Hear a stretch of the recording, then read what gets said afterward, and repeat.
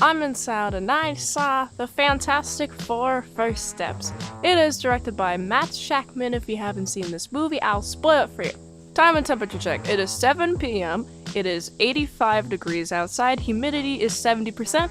On with the review. If you haven't seen The Fantastic Four, there's a very brief recap at the very beginning of this movie, but it mainly takes place 4 years after they've done the Fantastic Four thing. In 1960, we got Reed Richards, we got Sue Storm, we got Ben Grimm, and we got Johnny Storm. They do be going on this spacecraft. They go to the space, they get exposed to cosmic rays, and the way that Reed Richards says, "Cosmic rays, oh no," at the very beginning, which is really comical and really funny to me.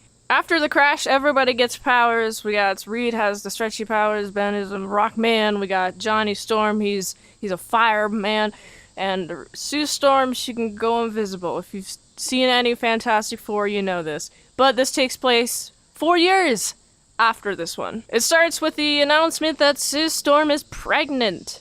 There's gonna be a fifth member of the Fantastic Four. I think the overall pacing of this movie in terms of the time skips is pretty well done, because at the beginning of the movie, Sue Storm, she's saying that she's pregnant because, it's been like 5 weeks since she had a conception, and that's when you start to know when you're pregnant. A few months later, we have a female Silver Surfer. She comes in, she be like, y'all are gonna get eaten. Galactus is coming, and he's chosen your planet because it has all the nutrients he wants. Yum yum in his tum-tum. So of course, we got the Fantastic Four. They're like, who is this chick? I also like how Johnny Storm goes right after her. It goes, phew. She speaks some fun alien language that Johnny Storm is looking into for the rest of the movie. They capture her energy signature, though, and they use it to track where her energy signature was from place to place to place, from planet to planet to planet, and each place is gone. And each place has had a history, and there's recordings of it, and they get it, and Johnny Storm's listening to it. He's like, is this the language that chick was speaking? I do like, though, that they go to this planet. They go to the planet that the Galactus is currently at, and while they're there, Galactus just eats the planet. They couldn't do anything to save the planet. Just immediately when they get there, the planet is already being ripped apart by Galactus. He has the ship thing that he sits inside of. I personally wish that it was his head. Like, he's bigger than these planets, and his head is just so big that he can just do a big old sandwich chomp on a planet. I wish that happened. But no, he's much smaller than that.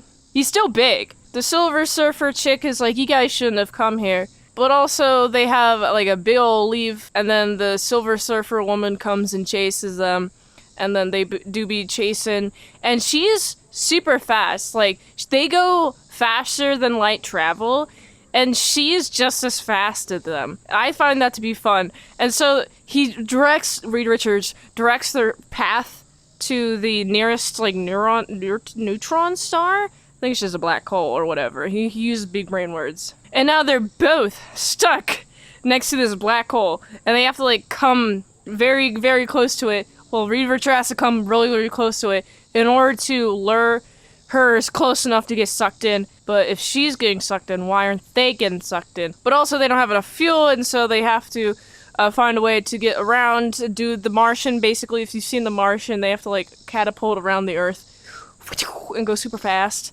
in order to reach Mars or something like that. And so they do that, and then when they get back, Franklin is their child. He's born in space. He's born in space. How does that affect the baby's physiology? They return home.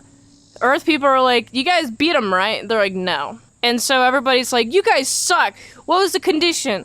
You had to give up your baby? You should have given up your baby. And of course, I got a bunch of people be like, oh, the Fantastic Four sucks. They should have given up their baby. But obviously, Sue's like, he's my baby. Why would I want to give him up? On one hand, heartless of these people to be like, yeah, let's separate the mother from her child.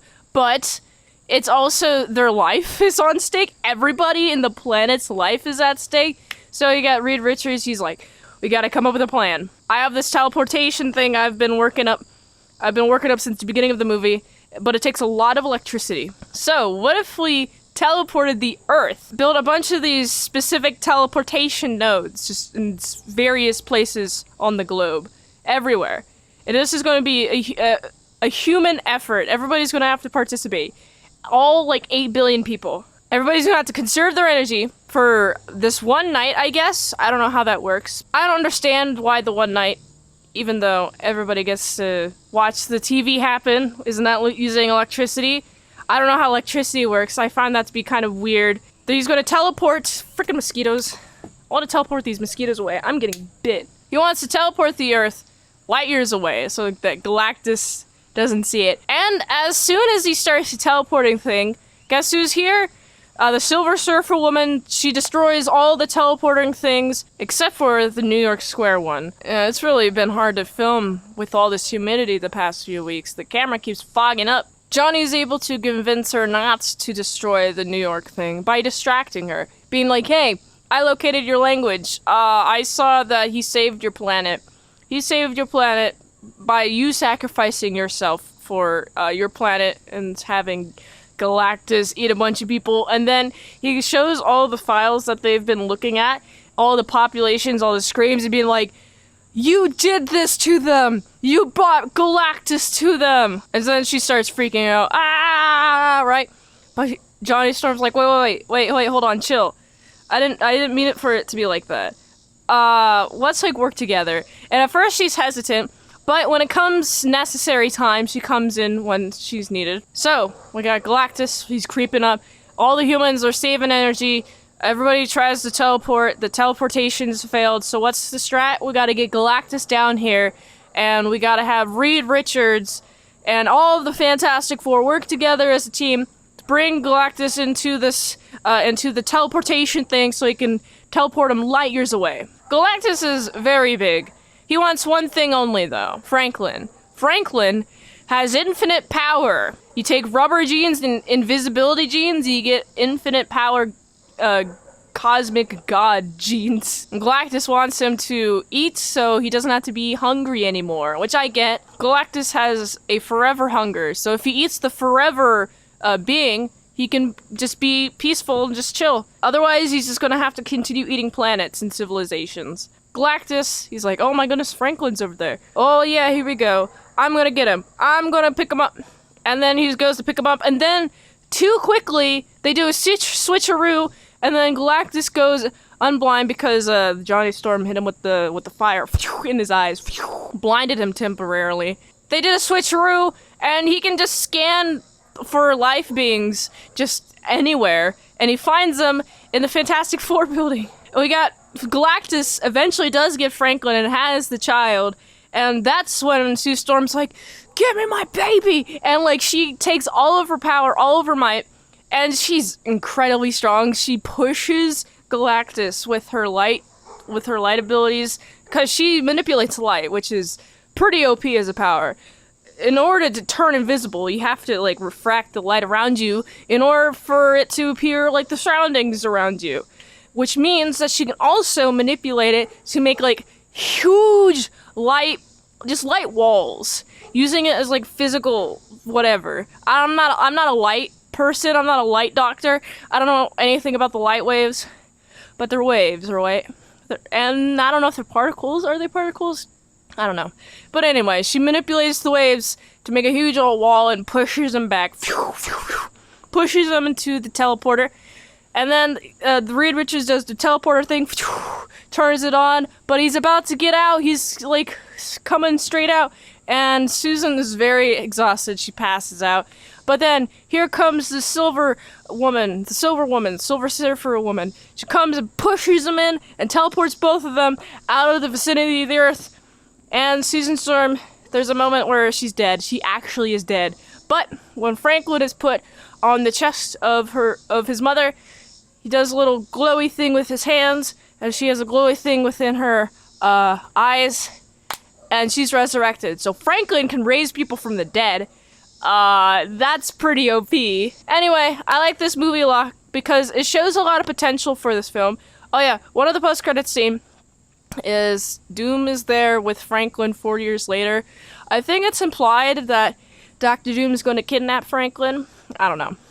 But anyway, I like the potential of Franklin. He's an OP guy. I really like seeing him born in space. I think I like Franklin the most, just the idea of Franklin the most out of anything in this movie, because honestly, it's a fun time. I felt like it was a remake of the Silver Surfer movie, the 2007 Fantastic Four movie, without a cloud for Galactus's head. It's actually Galactus. He's pretty big, and I liked it. I liked seeing Galactus, actually. There's a lot of good potential for the future. It's a fun watch. It's a good popcorn stuffer movie. I like the sense of humor in it. I feel like it's new, it's fresh from the Marvel place, the Marvel studio. It's fresh and new. I swear, James Gunn and Kevin Feige must have talked, because the way that the public turns on the superheroes, very much similar to Superman. Just different motivations, but they're still turning on the public and they have to win the public back. I do like how they save the Earth quite literally, and how all the humans work together. Whenever there is freaking mosquitoes on my leg, whenever there is like one definable threat, one enemy that could be an alien, that's when all of humanity will become peaceful towards all of humanity so they can fight the one alien guy in the sky. That's the only way we're going to get world peace, if humans have one common enemy. I like it otherwise. I'm going to give this, it's like a 7.5 out of 10. If you like this, if you watch another one, the platform really likes it. If I haven't reviewed it on the channel, there's a chance I haven't seen it at all. That's why you gotta get the Patreon request at patreon.com/ASEPresents to wait Ardinos for one movie review per 1 month. Also, support the Daily Grindness by going to autisticbooze.com so I can go here. And until next time, on Mint Salad Saw, I'll see you later, my sour croutons and bacon bits. I'm just gonna make myself disappear. Alright, here I go.